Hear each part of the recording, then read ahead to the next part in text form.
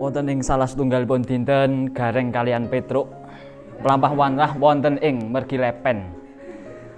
Nalikane mlampah-mlampah Gareng punika ajeng dawah wonten ing Lepen. Ananging Gareng lajeng dicepengi kaliyan Petruk. Lajeng Gareng boten siyos dawah wonten ing Lepen punika. Lajeng dinten kekalihipun mlampah-mlampah wonten ing mergi Lepen malih. Lajeng Petruk matur kaliyan Gareng, "He Gareng, nalikane sampean kala wingi mboten kala cepengi estu sampean sampun dawah wonten ing Lepen punika." Lajeng dinten ketiganipun matur malih sami kaliyan punika. Lan dumugi dinten sekawanipun Gareng lan Petruk mlampah-mlampah ing mergi Lepen malih. Lajeng Gareng langsung jebur wonten ing Lepen punika.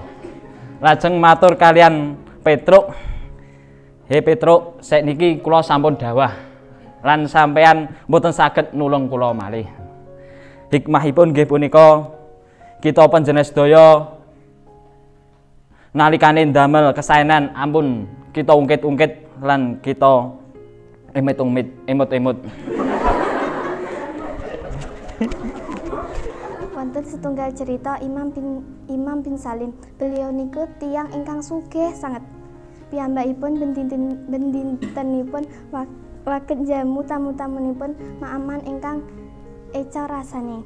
Wonten setunggal tamu ingkang ngendika, "Masya Allah, beliau niku tiyang ingkang dermawan, sae, baik." Salebetipun Imam bin Salim mireng salajengipun ngendika, "Nek jenengan retas kula tiyang ingkang dermawan, baik sae, enten tiyang ingkang luwih dermawan saking kula. Kangmasé kula luwih dermawan saking kula." Salajengipun dinten nginjangipun tamu-tamu menika mertamu wonten daleme kangmasipun Imam bin Salim. Tamu-tamu menika ningali omah ingkang alit kecil. Salajengipun tamu-tamu menika do penasaran. Omah ingkang alit ngeten iki mungali kok dermawan saking pundi, ajeng jamu napa? Tamu-tamu menika dijamu namung sayur asem kaliyan nasi sego jagung. Sasampunipun telas maem, tamu-tamu menika pamit. Nginjang berikute tamu-tamu menika ngadu kaliyan Imam bin Salim. "Wingi nika kula mertamu wonten daleme kangmasé panjenengan namung disuguhi sayur asem kaliyan sego jagung. Benten kaliyan suguhanipun daleme panjenengan." Imam bin Salim langsung jawab, Kula dermawan, sae, apik. Kula gadah arta ingkang tirah-tirah ing kangge dinten niki nginjing malih. Tapi kangmasé kula jamu panjenengan sedaya namung nasi jagung kaliyan sayur asem nika namung saged dimaem dinten niku tok. Hikmahipun dermawan niku mboten sepinten katahe kita maringi, namun sepinten ikhlase kita maringi. Dipun ceritakaken wonten ing setunggalipun jaman, wonten tiyang ingkang saben dintenipun ngetok kajeng wonten ing hutan. Amargi kanthi cara sakmenika saged cakap kebutuhan keluarganipun. Lan wonten salah sawijine dinten tiyang punika nglampahi rutinitas punika, damel ngetok kajeng wonten ing salebete hutan, ingkang panggenanipun wonten sisih Lepen. Ananging wonten salah sawijine wekdal graji ingkang biasanipun damel pademelan punika dawah wonten ing Lepen. Keranten Lepen punika ingkang ragi deres, tiyang punika namung waget pasrah sinambi donga, "Ya Allah, menapa ujian punika abot sanget. Niku alat ingkang kawula gadahi damel pademelan kula saben dinten." Sinambi lenggah tiyang punika mrebes milih nyawang wonten ing Lepen ingkang dipun damel dawah grajinipun kala wau. Ananging mboten dangu saking tengahipun Lepen muncul sosok ingkang ngagem jubah. Sinambi matur, "Hai tukang kayu, napa sampeyan kok nangis?" Lan tukang kayu punika kaget sanget. Sampeyan sinten? Malaikat wau njawab, aku malaikat sing didhawuhi Gusti Allah kanggo nulungi sampeyan. Napa inggih jenengan niku malaikat ingkang dipun utus dening Gusti Allah? Malaikat wau njawab, iya, aku didhawuhi ken nulungi sampeyan kon njupuke grajimu. Estu matur suwun ya Allah, matur suwun malaikat. Malaikat ngendika, ananging sadurunge aku arep takon. Malaikat kawau mendhet salah setunggaling graji ingkang kadamel saking perak. Sinambi tanglet, apa iki grajine sampeyan? Tukang kayu njawab, mboten niku sanes grajine kula. Malaikat ngendika, nek uduk sing kuwi terus apa sing saka emas iki? Tukang kayu wau matur malih, mboten ya malaikat, graji kula niku namung saking wesi biasa sing pun lawas. Malaikat ngendika malih, jal ditingali sing tenanan. Apa wudu sing iki? Tukang kayu wau njawab, estu malaikat, niku mboten nggih kula. Lajeng malaikat mendhet graji ingkang paling akhir. Lah nggih niku grajine kula malaikat. Lajeng malaikat punika ngundurke graji tiyang ingkang tok kajeng. Krana kejujuranmu, graji telu iki tak wenehke kanggo awakmu. Hikmah saking cerita punika ingkang waget dipun petik yaiku kejujuran ingkang kedah dipun pupuk wonten kehidupan manungsa. Wonten sawijining dinten wonten santri sowan teng Kyai. Lan santrine niku matur marang Kyai ngaturaken ajeng boyong. Banjur sakderenge santri niku mungkur, Kyai niku pesen marang santrine, bilih amalan sik dipelajari teng pondok ampun ngantos lali. Terutama lek maos Al-Qur'an ben dinten 6 juz. Insyaallah uripmu bakal mulya. Wonten niku pangandikane Kyai. Banjur santriku sios boyong. Ananging wekdalipun sampun dugi griya, santri niku nglalekake pangandikane Kyai. Alhasil santri niku uripe rekoso lan boten mulya. Lajeng santri niku kelingan pangandikane Kyai. Satunggali dinten santri wau maos kalih juz. Dinten kaping kalih 4 juz lan dinten kaping 3 6 juz. Banjur santri wau saged istiqomah lek maos Al-Qur'an ben dinten 6 juz. Akhire santri niku uripe pun boten rekoso mulya lan angsal bojo ingkang ayu. Hikmah saking cerita wau inggih punika ampun ngantos kita nglalekake pangandikane Kyai. Terus nuwun. Alkisah seorang simbok yang penjual klepon. Simbok penjual klepon ini memang kebiasaan unik, setiap kali ada yang beli dagangan dia selalu meneteskan satu gula merah cair ke lantai, lalu pergi karena gelatnya yang tidak wajar itu. Pada suatu hari seorang pemuda memberanikan diri untuk bertanya kepada beliau, "Maaf Mbok, saya lihat Simbok selalu meneteskan gula merah ke lantai, buat apa ya Mbok?" Sambil tersenyum, Simbok menjawab, "Oh itu, penglaris Mas." Penglaris gimana Mbok? Bikin semut datang. Iya, kata pemuda ini penasaran dan muncul rasa seuzon hatinya sambil tersenyum. Simbok melanjutkan, "Begini loh Mas, justru saya bagi-bagi rezeki sama semut. Setetes gula merah itu bisa ngasih makan semut Mas. Jadi semutnya tidak susah cari makan karena sudah saya bantu dengan gula merah itu Mas. Allah kan sudah memberi rezeki setiap hari setetes gula merah. Kan gak banyak dan gak mungkin saya miskin. Malah dagangan saya laris." Pemuda ini mengangguk-angguk apa yang dijelaskan Simbok. Simbok melanjutkan lagi, "Setiap ada pembeli saya selalu sedekah dengan setetes gula merah. Ya kalau kita setetes untuk ujung lidah, tapi buat semut kan bisa puluhan perut Mas. Dan itu sudah puluhan tahun Mas saya lakukan sejak begini. Alhamdulillah dagangan saya selalu habis." Hikmah dari cerita tersebut, bersedekahlah tidak dilihat berapa banyak sesuatu yang kita punya. Wonten ing sawijining desa kawontenan setunggal keluargi. Bapak saking keluargi kala wau nyambut damel dados seorang petani. Anggep mawon naminipun Pak Tri. Suatu ketika Pak Tri tindak wonten ing sawah kados biasanipun. Dan pada saat menika Pak Tri ngrasake panase kok mboten kados biasanipun. Dan pada saat itu Pak Tri ngeresake candle rumiyin. Pak Tri kendel wonten ing ngandhapipun wit ringin, lajeng lenggahan, lajeng rebahan santuy. Lajeng Pak Tri kala wau ningali kalih mikir, kok kayu ringin ki wite gedhe ananging kok buahe cilik. Lah mandeng wit semangka wite cilik bahkan namung merambat tetapi kok buahe ageng. Lajeng Pak Tri kala wau mbatin nek Gusti Allah niku mboten adil, mboten ledangu. Akhiripun Pak Tri kala wau ketiduran. Saklebare menika Pak Tri kala wau wungu. Keranten wonten salah setunggalipun wit ringin kala wau nibani sirahipun Pak Tri. Lah pada saat menika Pak Tri langsung sadar, oh jebule niki to hikmahe sing diparingke Gusti Allah damel hambane niku. Wit ringin ingkang ageng ananging buahipun cilik. Untung buahe niku cilik. Lah nek ageng lak nggih sirahe Pak Tri kala wau lek bonyok-bonyok.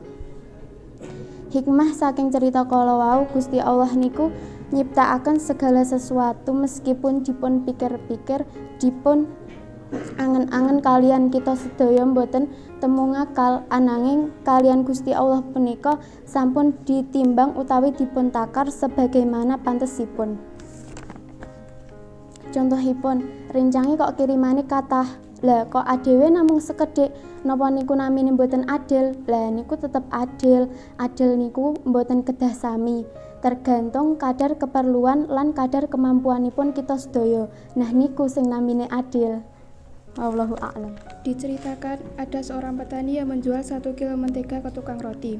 Suatu hari, tukang roti memutuskan menimbang menteganya untuk melihat apakah dia mendapatkan jumlah yang tepat. Ternyata tidak. Merasa marah tentang hal ini, ia membawa petani itu ke pengadilan.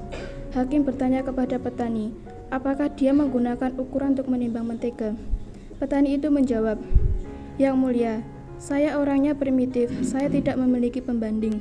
Hakim bertanya, "Lalu bagaimana Anda menimbang mentega?"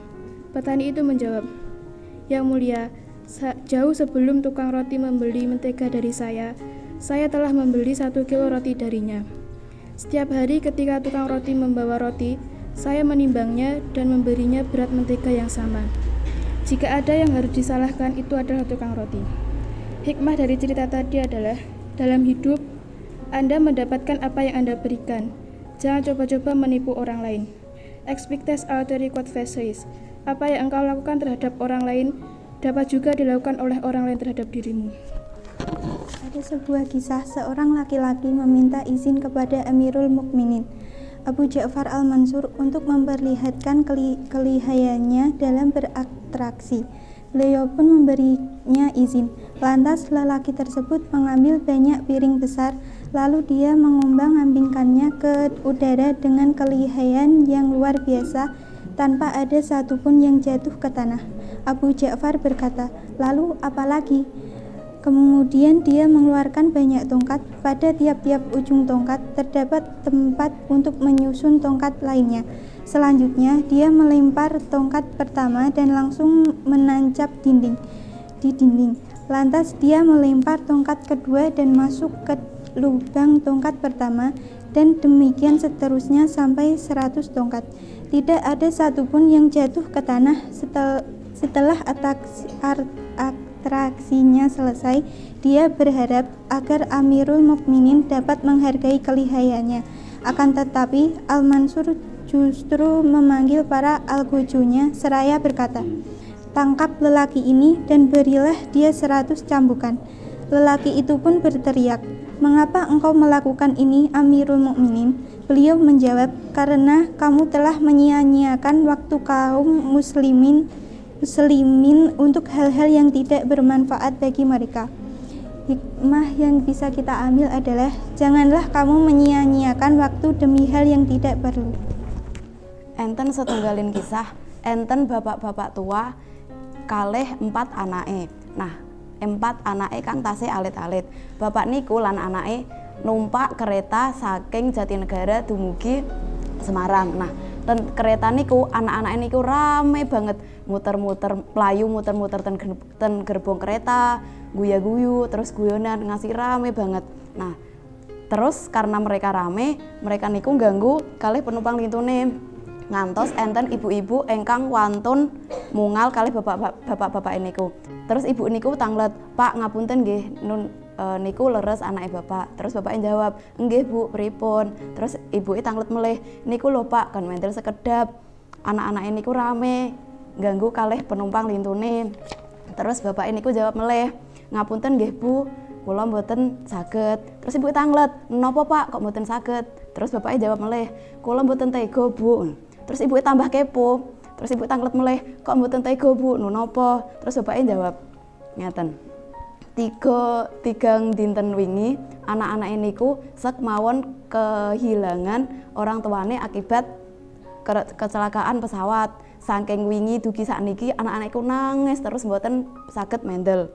Sek niki kula ningali anak-anak niku saged guyon meleh, saged guyu-guyu meleh, ngasih bahagiane kok ngoten. Kula mboten wonten Bu, nek ajeng nilikke kula mboten tega. Monggo Ibu menawa wonten ajeng nilikke mboten napa-napa kula persilahkan."